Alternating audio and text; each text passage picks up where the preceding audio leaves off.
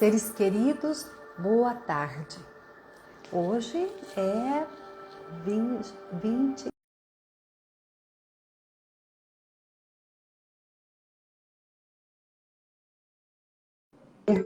Uma colega por quem tenho grande carinho e admiração, não que as anteriores não tenham também, mas de maneira especial, ao longo dos 5 anos de convívio, no decorrer da formação, e mesmo nos encontros na Alemanha, tive a oportunidade de entrar em contato, de conviver, né, com a Daniela Migliari, que aceitou gentilmente este convite para conversar sobre a sombra e o conflito. Ela que lançou o seu livro no ano de 2019. Oi, Dani, seja muito bem-vinda. Oi, querida. Foi 2018, viu? 2018, sim, eu podia ter retificado ali, né? Um É prazer estar verdade. aqui com você, Elizabeth. A gente sabe, né, desse carinho que nos une. E você é uma pessoa muito, muito querida para mim. Então, é uma alegria estar aqui contigo para esse bate-papo. Que bom, Dani. Quando eu publiquei a nossa live, eu tive várias manifestações de pessoas, nossa, eu gosto muito do trabalho da Daniela. Falei, realmente, ela é bastante atuante. E eu e a professora Márcia Cristina Daltoé desenvolvemos um projeto na universidade, né? Um novo olhar para o ensino superior e sempre aproveitamos os seus vídeos para os encontros com os universitários, com a comunidade universitária, porque também os técnicos participam. E fomos convidadas também para ir em algumas escolas, falar na Semana Pedagógica. Então, um dos primeiros contatos que as pessoas aqui da nossa região, de Cáceres, Cuiabá, têm é por meio da divulgação dos seus vídeos. Então, é um carinho muito grande para nós, a reencontrá-la para este bate-papo, para falarmos sobre a sombra. Dani, seja bem-vinda. Muito obrigada. Um beijo para a Márcia Daltoé também, que é uma querida. Você está me ouvindo bem? Tá Sim, direitinho? perfeitamente, perfeitamente. Então, Dani, ótimo. a inspiração deste tema, na verdade, eu já tinha dito para você, que eu vinha estudando o tema da sombra coletiva para que a gente pudesse fazer, por meio da sua abordagem do abraço à sombra e do trabalho bárbaro que você desenvolve com o seu curso Abraço à Sombra nos Relacionamentos, que é de uma sacada que é tão atual e que é tão pertinente, tão necessário neste momento, né? Então, vamos falar sobre a sombra? Vamos sim. Bom, sempre trazendo aí alguns esclarecimentos, né, que todo o meu desenvolvimento dentro dessa área foi pela via da literatura, pela via da arte, como escritora que eu sou, porque a minha formação é jornalismo, né, e eu sempre escrevi bastante. Ó, minha filha aí, oi mãe, oi Que coisa filha. boa, seja bem-vinda. A Rafaela está aqui com a gente.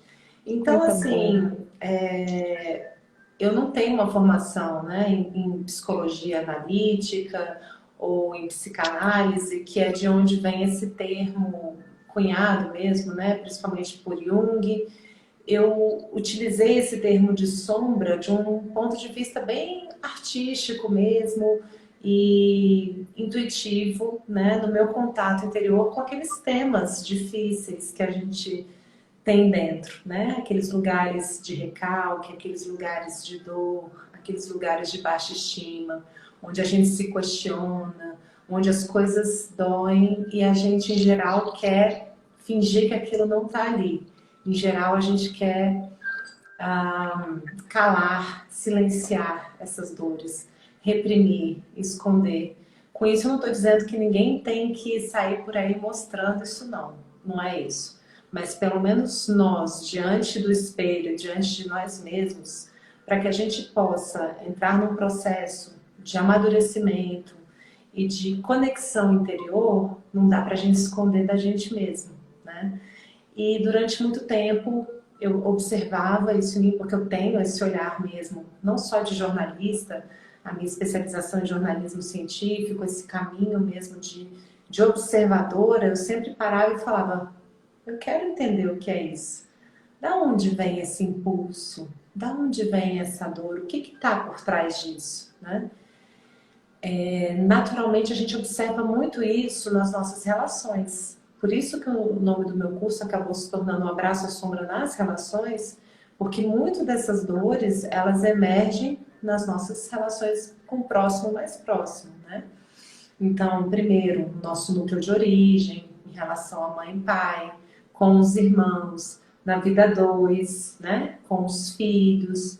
Então, quando isso emerge, você tem um feedback lá de fora que fala com você, porque tem aqueles feedbacks também que você percebe que é simplesmente uma projeção. Mas tem aqueles que você fala, poxa, será que eu quero continuar agindo assim, me sentindo dessa forma e atuando nas minhas relações dessa forma? Então, nessas horas, eu fui estabelecendo um diálogo muito profundo comigo mesma. E eu tive a alegria de, no final de semana passado, estar com o João Garriga, num evento sobre o acompanhar das pessoas por meio das constelações familiares. Eu até dei para ele um dos meus livros de presente, dizendo que agora, finalmente, eu entendi que o que eu estava fazendo era essa arte de acompanhar a mim mesma. Porque ele disse que um terapeuta, ele primeiro precisa aprender a olhar para si, a olhar para os seus próprios processos, a se perceber como esse processo em constante construção, para que com esse pé no chão mesmo, humilde, que sabe que cai, que sabe que levanta e que olha para isso com essa naturalidade, possa também acompanhar outras pessoas, cada um no seu próprio processo, né? Então, esse caminho meu específico, né, desse contato com esses conteúdos, surgiu dessa curiosidade, dessa vontade e de um movimento que eu não quis mais negar. Eu quis olhar, investigar, e aí quando a gente olha através dessas carinhas feias, né, daquilo que a gente chama de sombra e de coisas que nos envergonham, toda vez que você atravessa o seu olhar por essa sombra, você acessa uma defesa psíquica infantil que a sua criança ferida precisou desenvolver para poder lidar com as coisas. Então, como que isso pode ser maldade obstinada? Como que isso pode ser algo a ser desprezado, não olhado e não percebido, né? Ao mesmo tempo, como que eu posso entrar em contato com isso sem me submeter a isso e sem ser governada por esse impulso? E aí a gente recorre a Bert Hellinger, a Carl Gustav Jung, que sempre fala, se você evitar olhar para isso, se você reprimir isso, essa sombra tende a se avolumar, a crescer, a te pegar no contrapé, a te submeter, às vezes em momentos que você nem faz ideia, você tem um ato falho, você tem um bloqueio, você tem um auto-boicote, você tem um momento de congelamento, ou você tem um estouro de raiva. Quando você vê, aquilo já tomou conta do processo.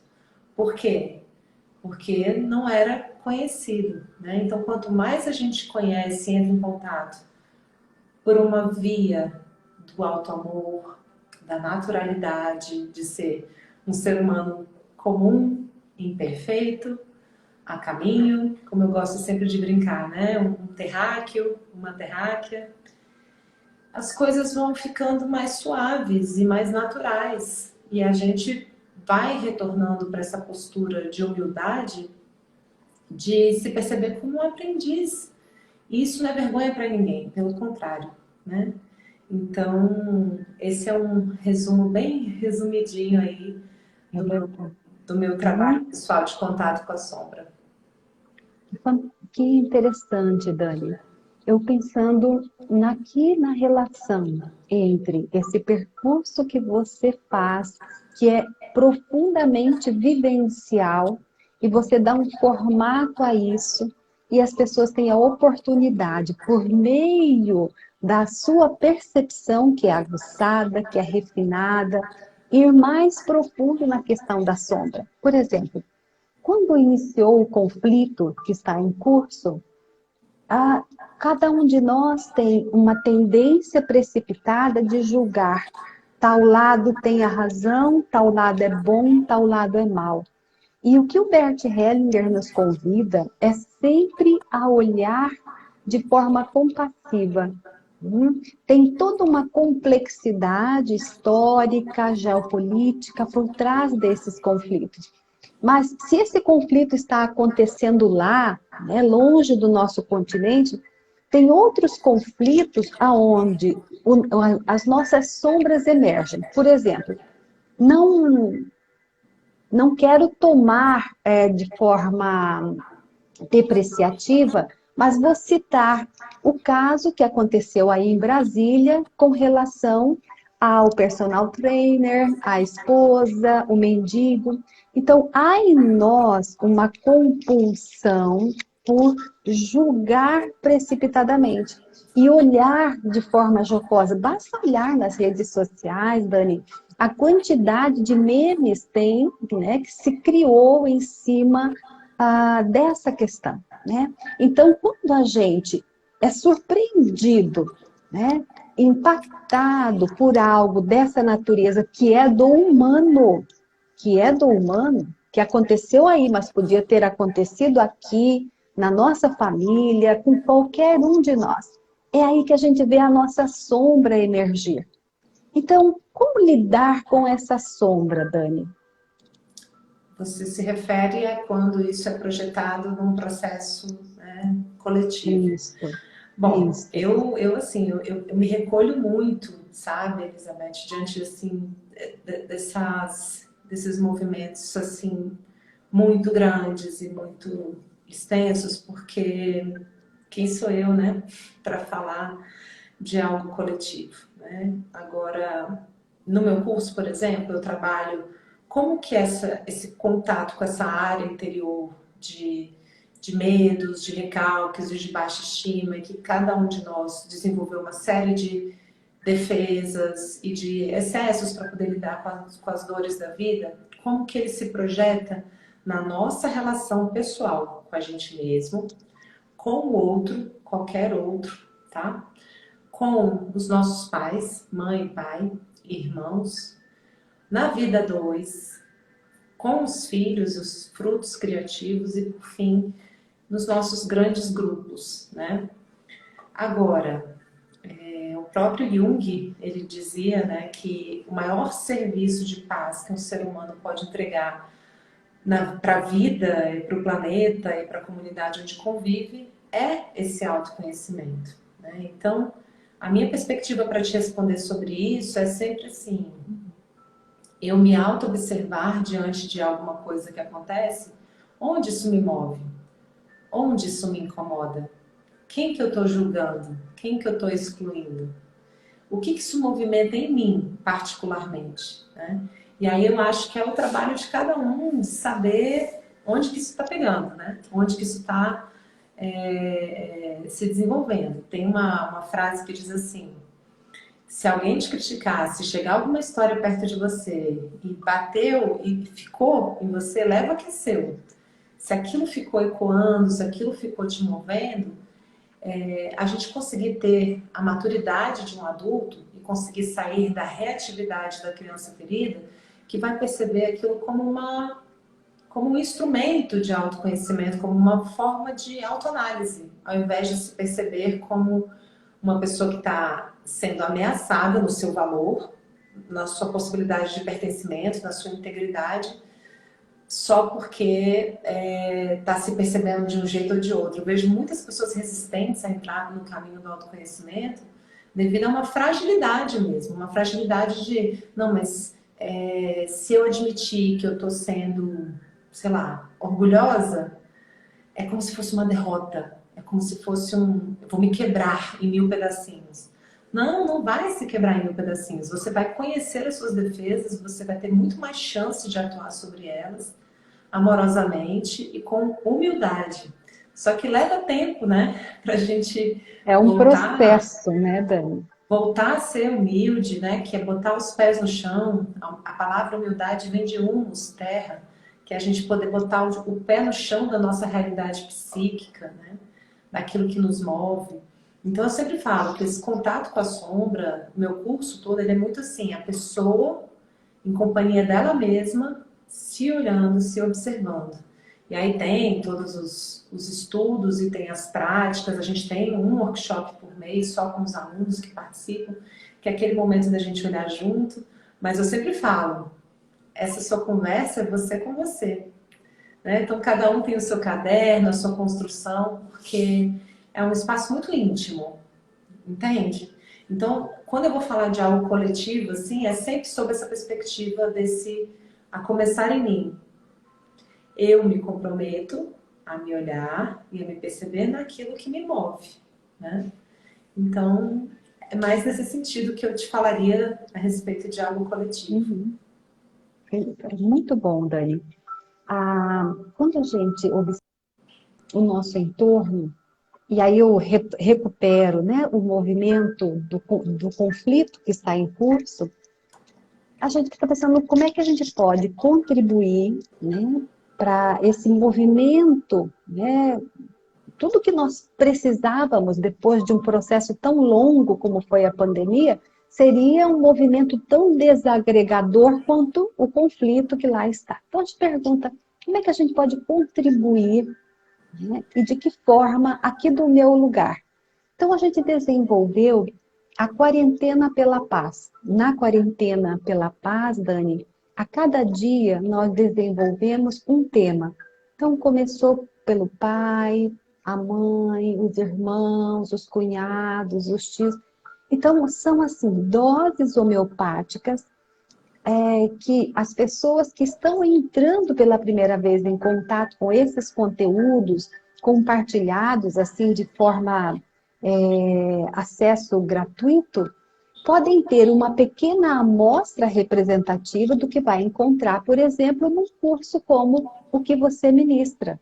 Uhum. Quando é que você vai oferecer nova turma? E caso haja alguém que nos assiste agora, ao vivo, ou que vai assistir depois, né, Dani? Porque a gente tem pessoas que nesse horário foram levar o filho no parque, no shopping, foram visitar a mãe, foram, enfim, visitar um parente e vão assistir depois, ou à noite, ou no decorrer da semana, e depois eu recebo os feedbacks.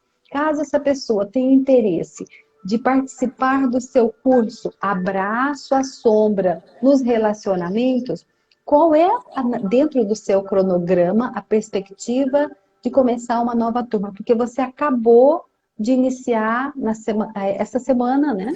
Um Isso, curso, uma turma nova. ela ainda tá com as inscrições abertas, porque a gente fez o lançamento Uhum, essa semana, segunda e terça, e ela fica por certo. 7 dias abertos para o pessoal conseguir entrar dentro desse valor de lançamento, né? Que agora está com um desconto e a pessoa que entra nessa plataforma tem acesso a 1 ano de vivências mensais comigo, além de todo o acesso ao curso online que está todo gravado, com as práticas, as aulas bônus que a gente tem aí com várias pessoas incríveis, né, que me apoiaram nessa preparação do curso. Então, é uma base super completa para que a pessoa possa, de um ponto de vista filosófico, postural, se observar.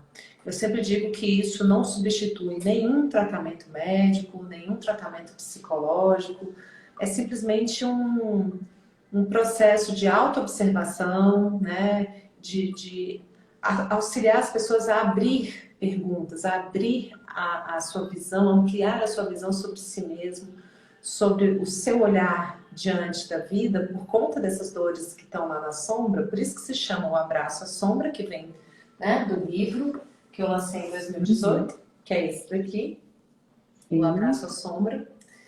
Nas relações, como que isso projeta? Como que essa criança ferida dentro de mim se projeta na minha relação com os meus pais, com os meus irmãos, na minha vida a dois, nos filhos, né? E isso é natural, isso é ser humano, isso é ser terráqueo, eu sempre falo, Mas assim, é também natural que a gente caminhe adiante e que a gente amadureça e que a gente aprenda a observar essas questões internas com mais autoconsciência. Porque se eu tenho uma defesa que até hoje me trouxe aqui, ela é boa, ela me serviu.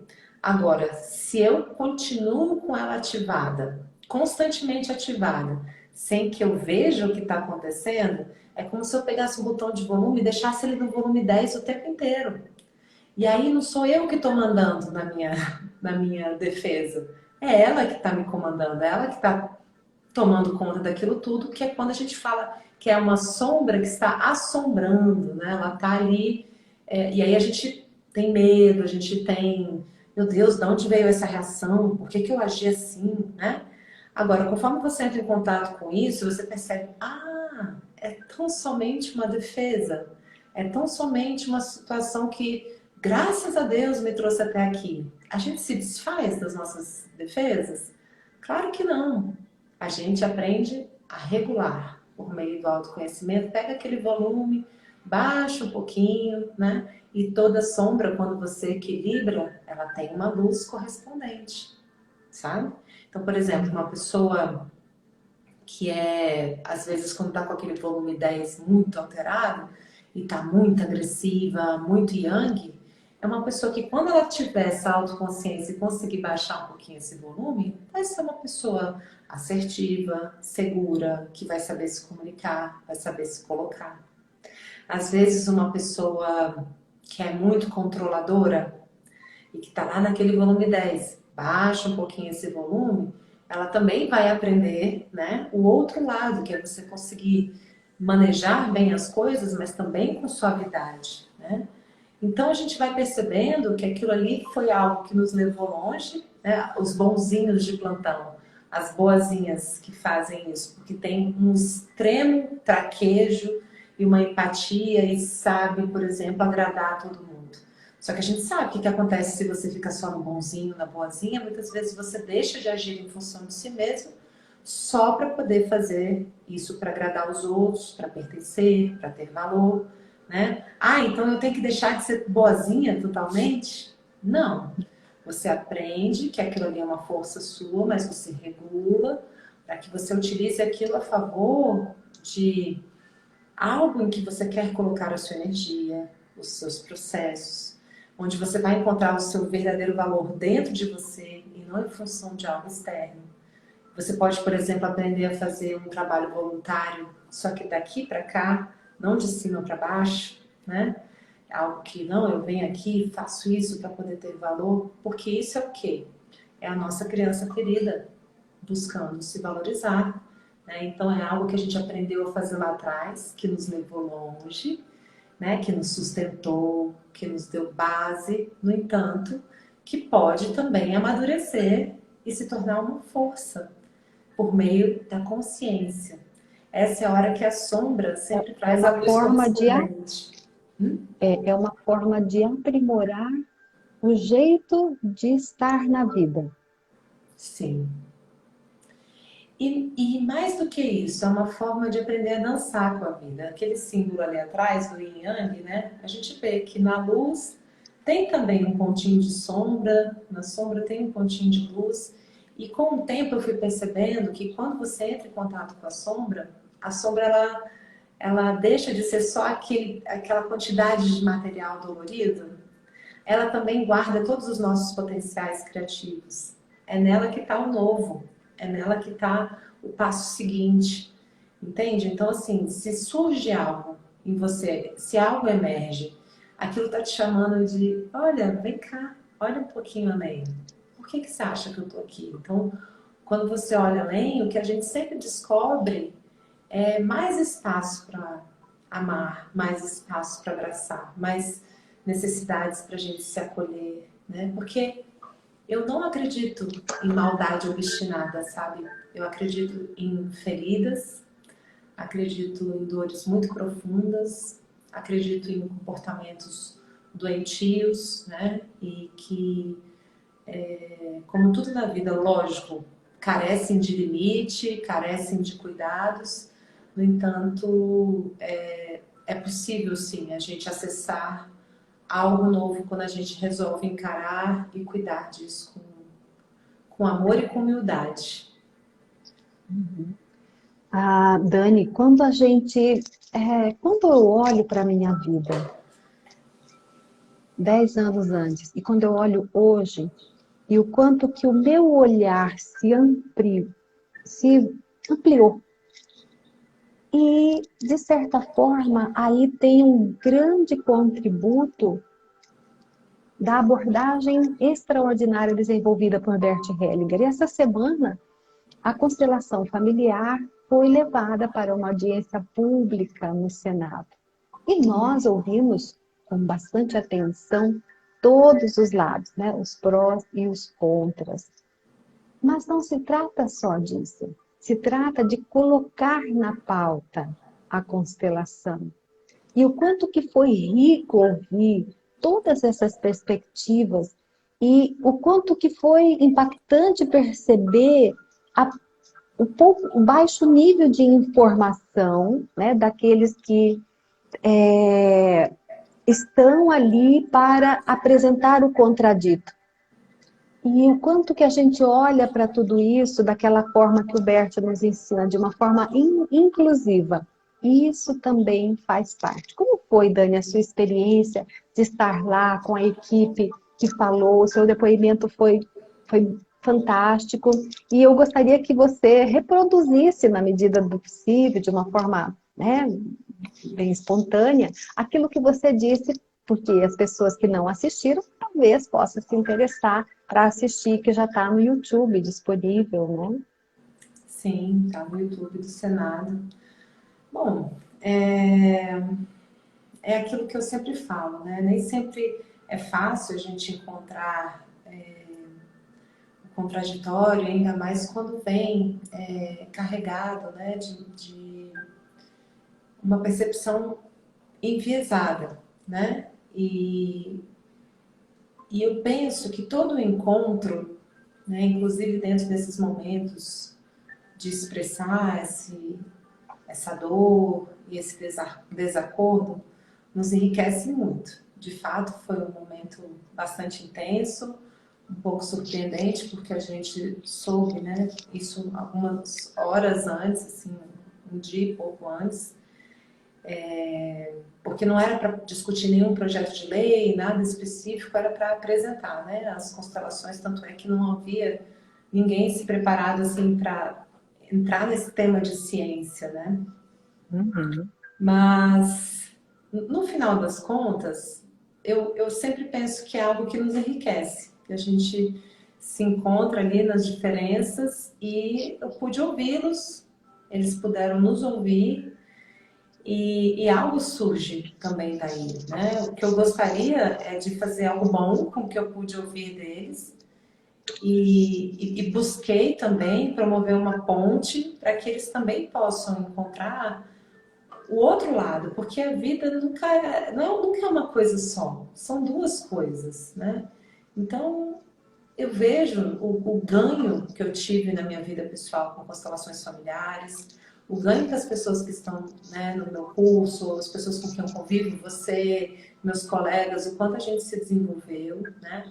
E a gente sabe também que não é perfeito, que todos nós somos seres humanos comuns e imperfeitos e que, em função de algumas práticas que ainda não se aprimoraram, como em qualquer outra profissão, oferece algum nível de conflito, né? Que eles estão ali em nome disso. Então, eu acredito que toda força que vem para poder dar voz para alguma coisa. E a minha postura de vida é: eu te vejo, eu te escuto, e eu me expus a isso, né? Com o coração aberto o máximo possível. Isso demandou bastante energia.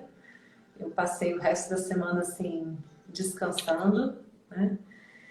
E me senti, de alguma forma, enriquecida por isso, né? E acredito que para o movimento todo dos consteladores mostrou também a importância de se unir, de se estruturar mais, né? De contribuir, por exemplo, com essa visão muitas vezes que a gente tinha fenomenológica de que isso não poderia ser pesquisado para esvaziar a energia do movimento, né? Que a gente sempre fala muito disso, que se a gente ficar falando da constelação depois, isso vai sair desse ambiente inconsciente e a gente vai tornar esse movimento mental e isso não favorece o trabalho. Então, existem muitos passos a serem dados para que a gente possa sair dessas prisões, dessas crenças. Nesse sentido, eu agradeço o que aconteceu, porque isso ampliou a todos que assistiram e a mim que estava lá, entendeu? E eu olho com muito respeito para as colocações dos outros. Eu senti um pouco, na fala de alguns deles, uma certa superioridade, como se a gente fosse ignorantes, né? Como se fosse um movimento esotérico. É um Algo enquadramento assim. muito restrito, não? Em alguns momentos eu senti isso, sabe? Eu senti, assim, uma fala como se eles estivessem falando comigo, com os meus colegas de cima para baixo, sabe? E aí, o que eu fiz pessoalmente? Eu não me colei com isso. Eu simplesmente falei, bom, eles estão se sentindo assim, eu não vou morder essa isca, eu não vou entrar aí, porque eu quero continuar em contato com eles, eu quero continuar dialogando com eles, eu não quero ir pro ringue, eu não quero morder essa minhoca, entendeu? Essa isca. E isso só vem quando a gente tem segurança sobre quem a gente é. Porque se eu fosse uma pessoa muito insegura, eu ia sair de lá me sentindo um lixo, né?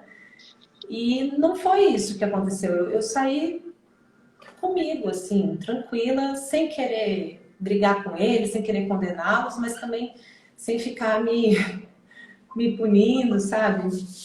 Eu ainda tô processando tudo que aconteceu. E não, ainda me questiono, nossa, como que eu fui para lá, né? Como que... O importante é que eu estava lá e busquei falar de dentro do meu coração, de dentro da minha alma, e com amor e com muito respeito por eles. Isso eu posso dizer que eu busquei fazer e eu acredito que eu consegui fazer até o fim isso. E isso me alegra. Isso me alegra ter sido respeitosa e aberta a eles. Que interessante. É interessante. Vai ficar como se fosse uma entrevista, né, Dani? Mas é bom. Nesse seu percurso, desde quando você abraçou a abordagem da constelação e tem se dedicado à sua escrita, né? Você, de certa forma, foi a pessoa que escreveu, né, toda a experiência do percurso do Sami. Como foi olhar para essa aplicação da abordagem da constelação para a área jurídica, Dani? O que chama a atenção? Bom, a gente sabe que existem, né, formas como o direito sistêmico vem sendo aplicado. Eu não sei, porque eu não acompanho no detalhe esse mundo do direito sistêmico. Eu não fiz essa formação, né? O que eu fiz foi o livro junto com o Sami e que eu entrevistei ele numa conversa, né, de amigos. E é um livro muito leve, muito gostoso de ler. Mas eu confesso que eu não acompanho no detalhe, né, esse movimento. Agora, o que eu posso dizer é que os movimentos de direito sistêmico que eu tive a oportunidade de ver, especialmente a postura do Sami, que óbvio é um ser humano, ele mesmo falou, todo mundo erra, já errei, isso tá ao longo do livro em alguns momentos, né? Mas quando, dadas as devidas proporções, assim, do cuidado e do carinho que ele tem com isso, eu percebo que é algo que precisa ser treinado, precisa ser cuidado pelas pessoas que estão utilizando o direito sistêmico, né? Então, e aí, nesse sentido, eu penso que é sempre bom as pessoas poderem continuar se aprimorando, poderem continuar estudando ainda mais, né? Os cursos que tem de direito sistêmico para encontrar quais são esses lugares de problemas que estão acontecendo, como que isso pode ser identificado.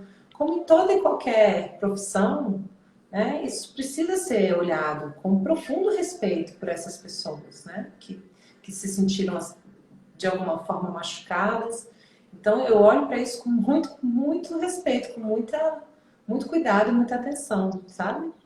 Agora, do que eu conheço do trabalho do SAMI e das iniciativas que eu vi, né, pessoalmente, eu percebo muita segurança e muito recolhimento, muita humildade no trato com esses processos, né? Agora, a gente não pode falar por todos, porque existem outros cursos, existem outras formações que eu desconheço, que eu não sei se são melhores, se são piores, eu também não entro aí para julgar. Só sei que aquelas que eu conheço e que eu observei são muito benéficas, né? E o que eu acho é que com esse processo dessa discordância, todo mundo vai precisar aprender, né, e crescer com isso, e se melhorar. Exatamente. Dani, um olhar de relance para a história da ciência da humanidade, nós percebemos que ela vai aos saltos de paradigma em paradigma.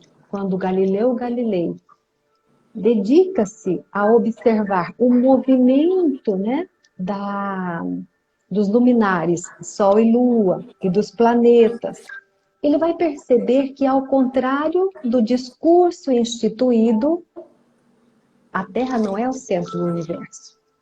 Então, ele escreve o seu ensaio e vai levar para a autoridade instituída, que naquela época, a igreja, o discurso religioso. E ele foi não compreendido, foi rechaçado, teve a sua prisão domiciliar, ele tinha uma filha. E ele já ia para o tribunal da Inquisição, né, prestes a ser colocado na fogueira. Foi feito um acordo para que ele assinasse abrindo de mão daquela visão. Ele olha para o seu entorno, olha para aquela filha, porque ele é viúvo, né? Ele precisa cuidar daquela mulher. Sem apego à sua teoria, ele abre de mão, diz que aquilo lá não tem validade. E passaram-se alguns anos após a sua morte para que se concluísse que realmente ele tinha razão.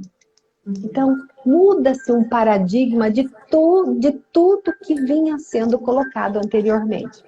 Então, quando a gente olha para a abordagem desenvolvida, que se baseia em outros parâmetros, senão o método cartesiano, né, de observação e de repetição de um fenômeno, a gente olha para a constelação e, de certa forma, percebe que isso também pode estar se passando aí, nesse lugar. Como é que você sente um pouco essa relação? Eu até falei disso lá, né? Porque, Uhum. como eu falei, eu tenho a formação de jornalismo científico e eu já me deparei dentro da redação com, depois de 5 anos e mais de 300 artigos e matérias escritos sobre papers, né, de revistas internacionais, científicas e tudo, aí chega para você numa semana um material dizendo café é prejudicial à saúde por isso, por isso, por isso. Aí passa a semana seguinte, vem uma outra, né, publicação super responsável com um outro recorte dizendo que o café utilizado dessa maneira é super bacana para a sua saúde. Você percebe que dentro da ciência também existem, né, os vieses e por mais que isso seja objetivo, quantificado e cuidado, existe todo um movimento que está ali por trás de cada uma das falas, né? E que, embora sejam todos respeitosos e tudo, as coisas não são tão preto no branco assim, a gente não tem esse nível do controle da vida. Então, por isso que eu fiz questão de trazer esse tema desse novo, desse desconhecido, porque lá atrás, quando esses cientistas todos foram julgados, né? Quando você começou a observar a eletricidade, o eletromagnetismo, enfim, todo esse movimento que a gente não conseguia enxergar, mas que atuava, graças a essa insistência, isso foi podendo ser observado, podendo ser quantificado, né? E a minha esperança, né? A gente já tem alguns cientistas, inclusive o Rupert Sheldrake, né? Aquele inglês que a gente teve com ele na Alemanha, que já vem desenvolvendo diversas pesquisas para conseguir perceber como atua o campo mórfico. E ele se refere especificamente a campo mórfico, ele não usa a expressão campo morfogenético. O Rupert Sheldrake só se Exatamente. refere a campo mórfico, tá? Isso. Então, a forma como ele vem desenvolvendo essas pesquisas e outros pesquisadores trazendo isso para que a gente possa, talvez um dia, né, perceber o que é que está atuando ali dentro de uma constelação e que não é possível de reprodução. Esse é o grande lance. Cada constelação é única. Porque eu aqui diante de você, eu estou aqui como um fruto único, né, no ser que eu sou, singular, da minha mãe e do meu pai, embora eu tenha irmãos, são pessoas com outras vibrações, embora a gente comungue de DNA, né, de vários pontos assim de encontro, porém essa expressão única, como que ela se dá? E é fruto de quantos e quantos antepassados, quantas e quantas histórias que estão ali se expressando daquela maneira única, né? Então, assim, é muito difícil a gente tentar aplicar a epistemologia da ciência cartesiana para esse campo.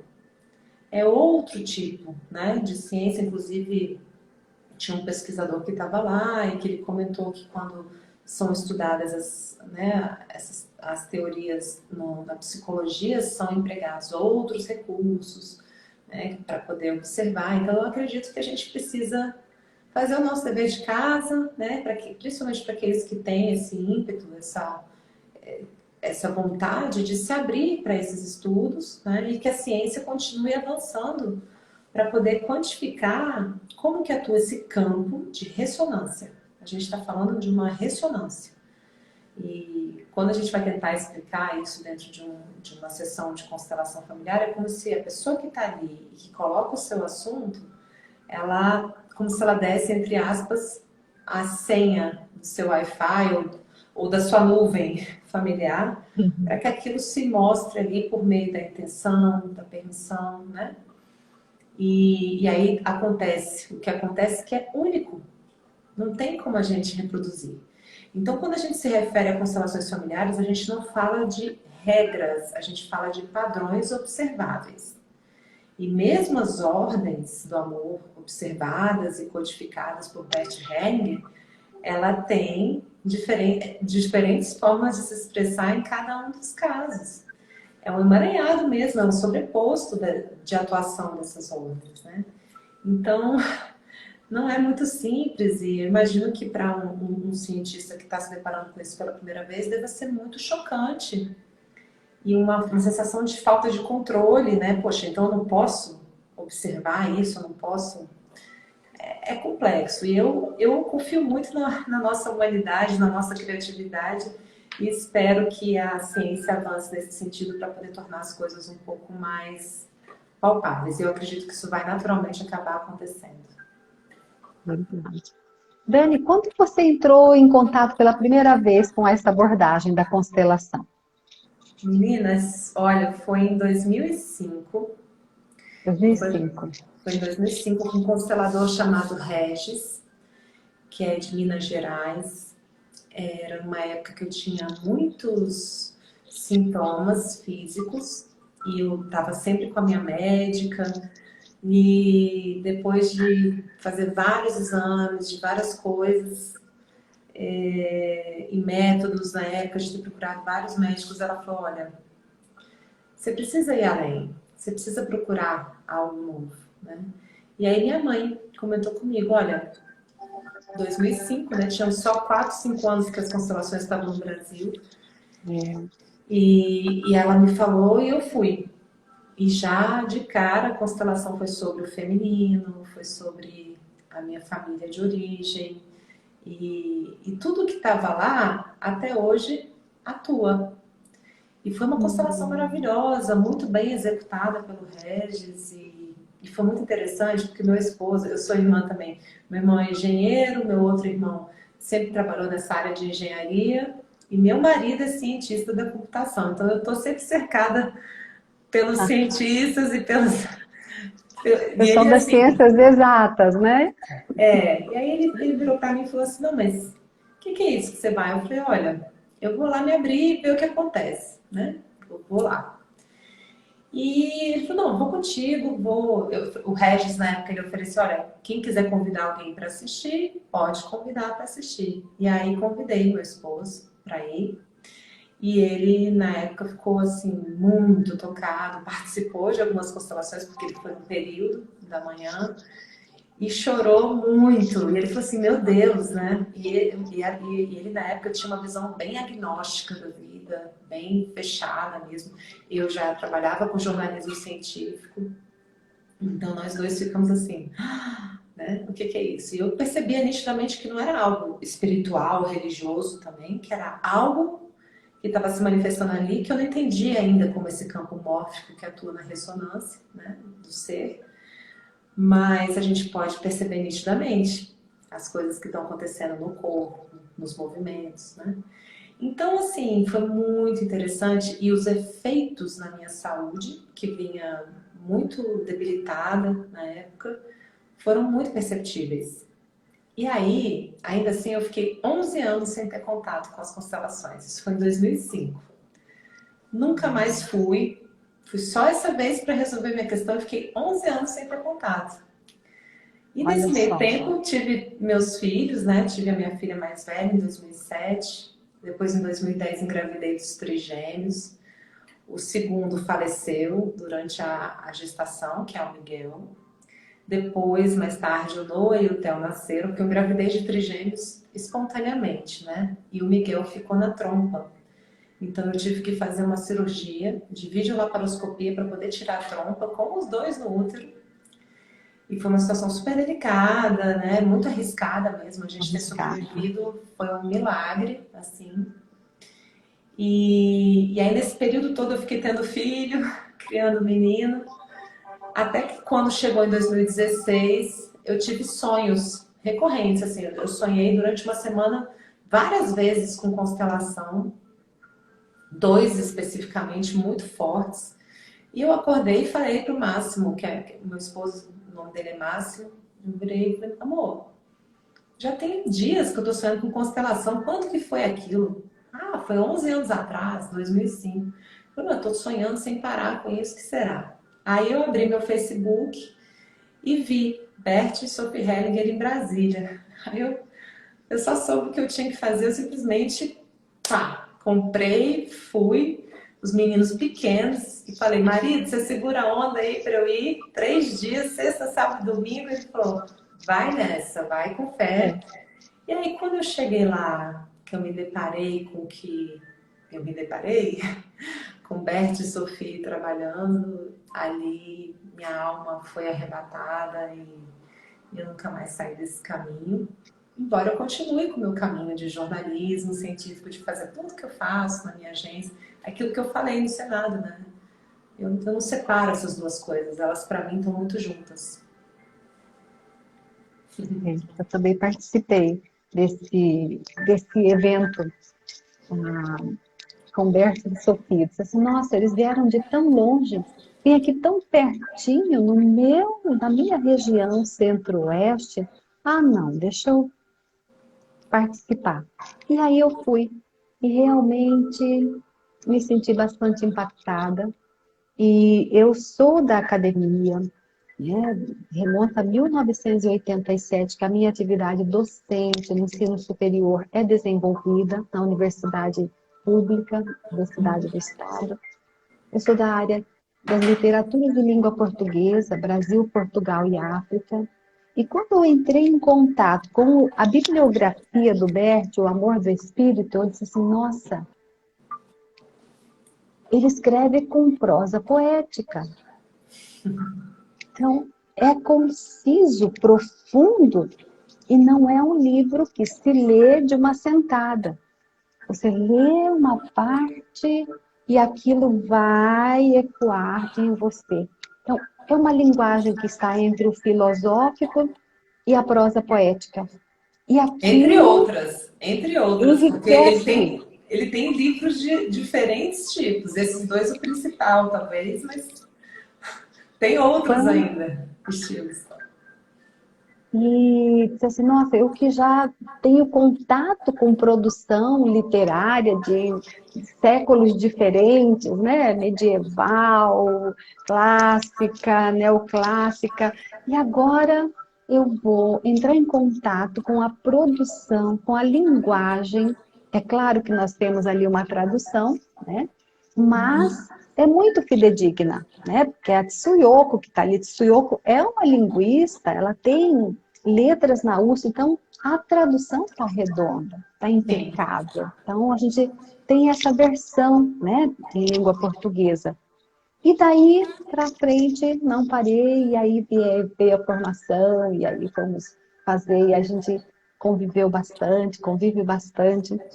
A gente tem, Dani, aqui alguns comentários, né, que as pessoas, mas já entraram várias pessoas depois.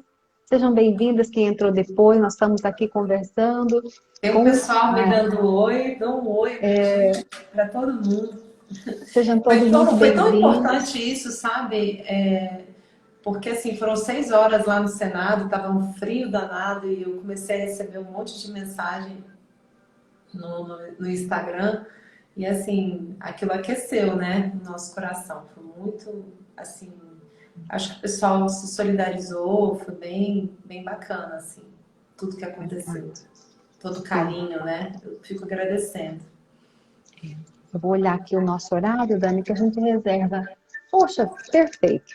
Então, nós vamos, antes de passarmos para a nossa meditação final, porque, aliás, Dani, esses encontros de domingo, eles nasceram na pandemia, era uma live pequena de 20, 30 minutos, com a finalidade de meditar. Estávamos todos isolados, né, nas suas casas, sem podermos conviver, e essa é uma forma de eu sentir que eu vou adotar, abraçar uma disciplina e uma regularidade para o estudo da bibliografia, o conhecimento, o aprofundamento, por meio da promoção desta live. E aos poucos foi introduzindo temas para reflexão. Então a gente reserva os 10 últimos minutos para fazer uma meditação. Antes, porém, eu deixo, né, para você fechar com aquilo que você gostaria de dizer, que ainda não foi dito. Olha, eu tive a alegria de, nesses últimos meses, conseguir dar nome para aquilo que eu amo fazer. Para aquilo que é meu propósito, assim, que eu sinto alegria, que eu me sinto movida, né? E eu descobri que a coisa que eu mais amo é inspirar nos outros o auto-amor, o auto-companheirismo, né? Você se perceber como a pessoa mais linda, corajosa, importante da sua vida. E que fazer isso é algo que não é vaidade, não é, sabe? Pelo contrário, quanto mais a gente se ama e a gente se cuida, a gente se ouve, a gente se observa, mais a gente consegue amar, cuidar, observar e ouvir o outro, né? Então, pode parecer muito simples, só que você realmente encontrar esse lugar interior para poder expressar isso para o mundo é algo que é como você conseguir ocupar o seu lugarzinho ali naquele imenso quebra-cabeças da existência, você ali no seu e sente isso, né?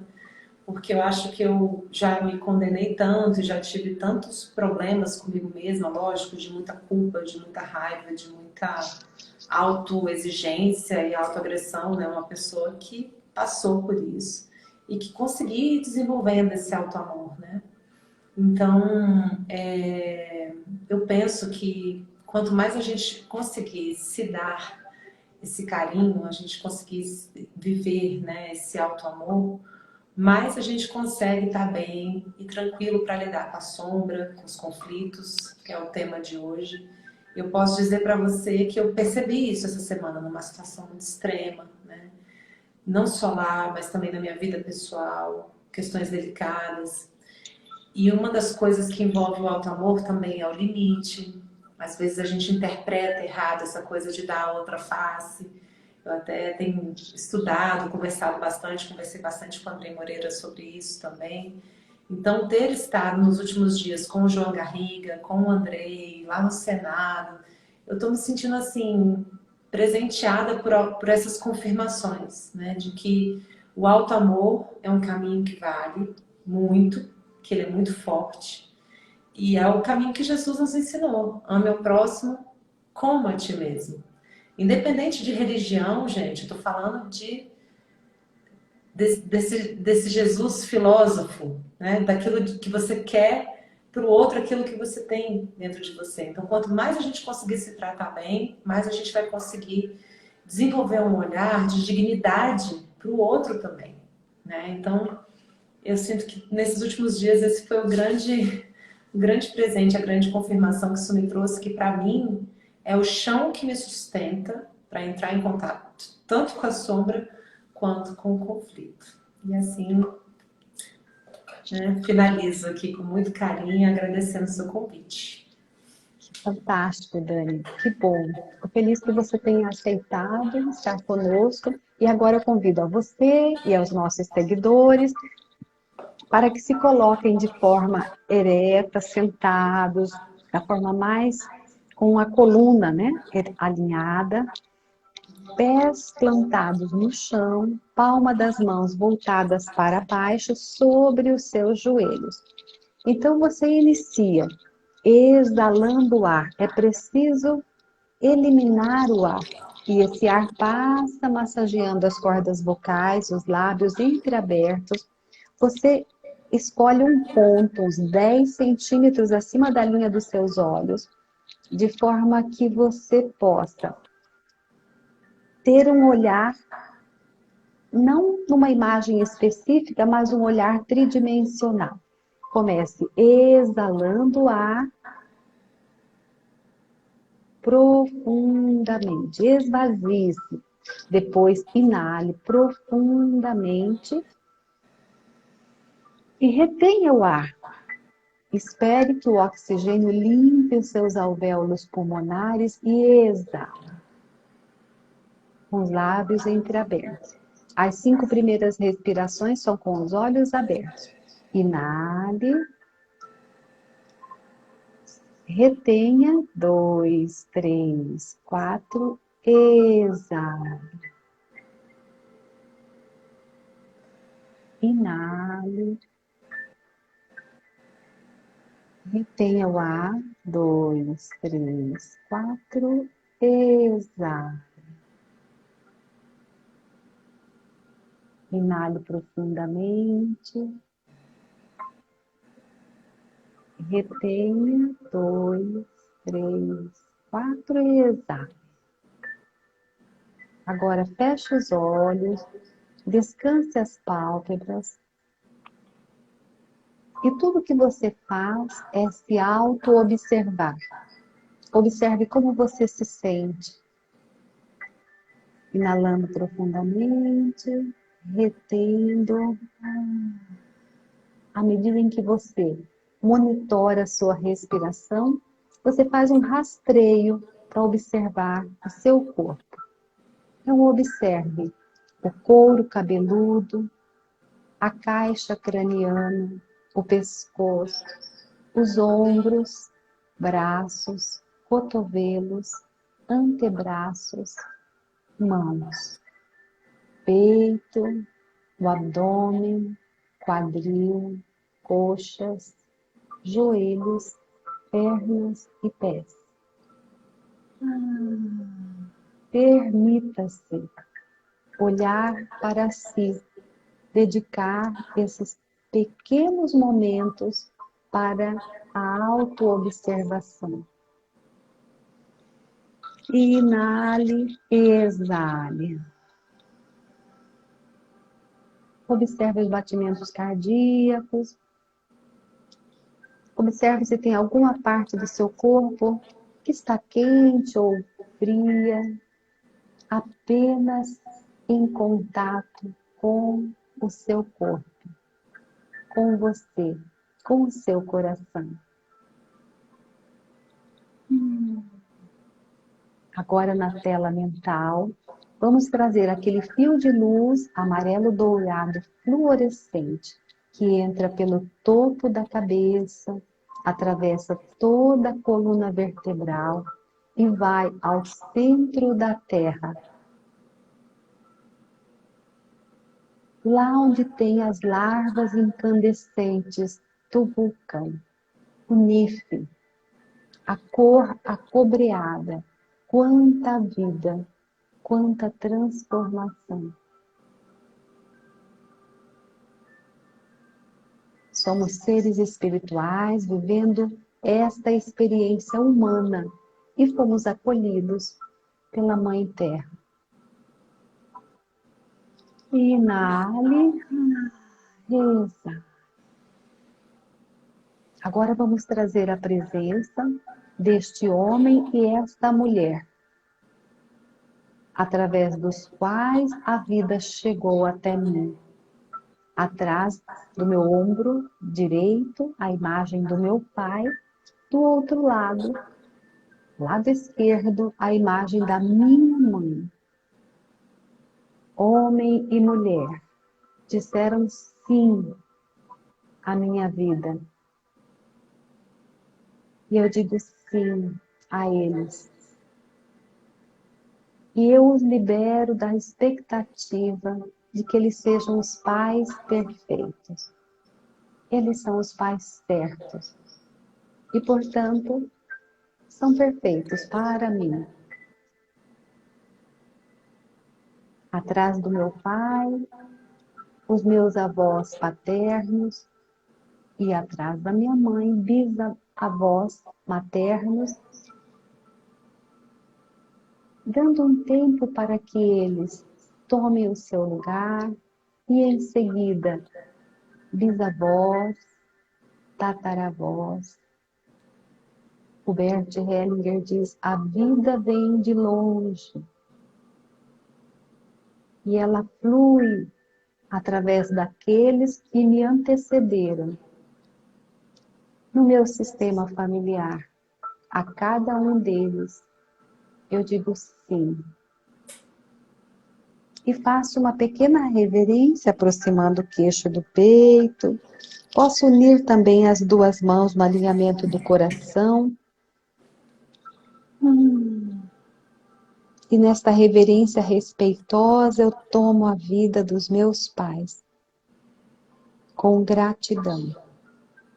E aos poucos eu retorno para o aqui, para o agora, estando bem presente.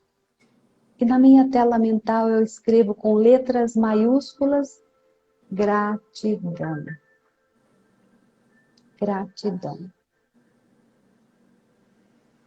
Podemos voltar, abrir os olhos,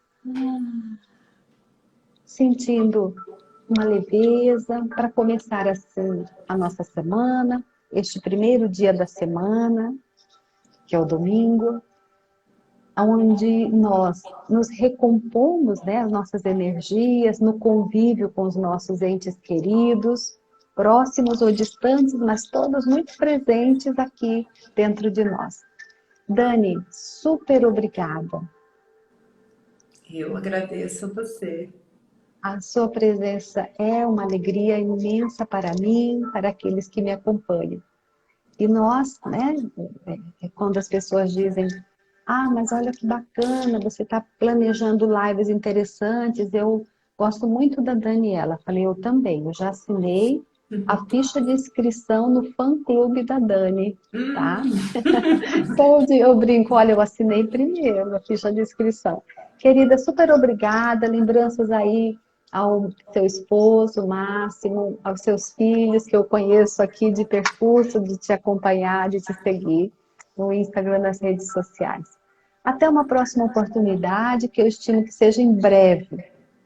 Tomara que a gente se encontre logo. Agradeço também o carinho, um abração para a sua família, de todos aqueles que estavam nos ouvindo, né? Um domingo é um momento bom. Agora aqui em casa a gente vai acender fogueira, ficar um pouco Ah, relaxado, se preparar para o início da semana, curtir um pouquinho ainda esse restinho de descanso e que todo mundo possa ter uma semana muito linda e produtiva. Grata pelo convite, eu estou à disposição, viu? suas palavras sejam benditas. Pessoal, sigam a Dani nas suas redes sociais. Daniela.migliari, né? Isso Ponto mesmo, Migliari. querida. E Até eu a também próxima. recomendo o pessoal aqui da minha rede a te seguir, porque você tem feito esses trabalhos lindos, né? Todos os domingos. E que a gente possa brevemente se encontrar pessoalmente para dar um abraço aí. Isso, Pós-pandemia vai ser aquele abraço. matar a saudade. Um beijo, boa noite a Beijo, querida. todos. Tudo de bom. Até a próxima oportunidade, Dani. Até, tchau, tchau. Tchau.